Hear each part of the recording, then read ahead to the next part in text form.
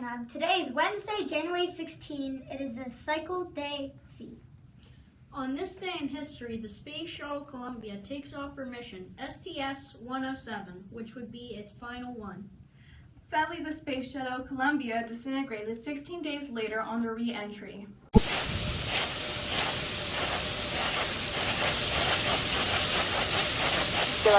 And we have a go for auto sequence start. Columbia's onboard computers have primary control of all the vehicle's critical functions.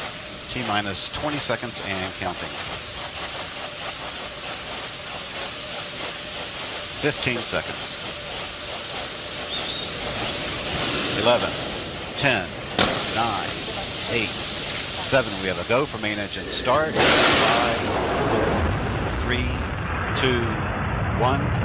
We have booster ignition and liftoff of Space Shuttle Columbia with a multitude of national and international space research experiments.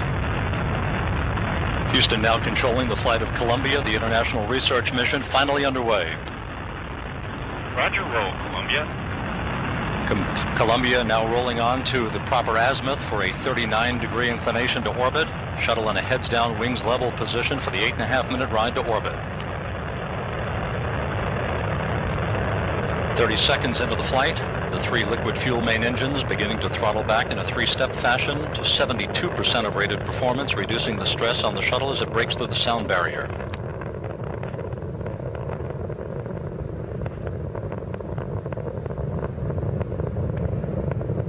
Columbia already 2.5 miles downrange from the Kennedy Space Center, 4.5 miles in altitude. The main engines beginning to rev up to full throttle, 104% of rated performance.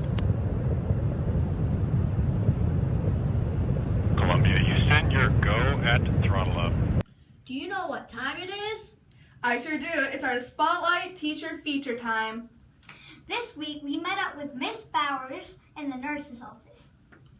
Good morning, Mannheim. We're back for another Spotlight feature. This week we have Mrs. Bowers.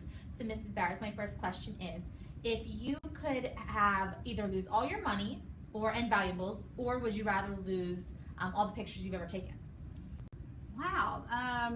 I cannot lose all my pictures. I can't replace those. I can always make more money. I feel the same way. My next one is, what is something that you spend too much time doing? Oh, well, I love crime shows, so I'm going to say I watch way too many crime shows in the evenings. They're really addicting, aren't they? Very much so. And my last one, as everyone knows, is what is your favorite thing about Mannheim? I love that it's small, and I know all the kids, I know all their parents, and I even know quite a few grandparents, so that's just fun knowing all of that about our students. Thank you so much, and back to the newsroom. 1. As always, Mannheim, remember to be a star today and strive to do your best. Take responsibility for your actions, always be safe, and respect people and property. Have a wonderful day, Mannheim!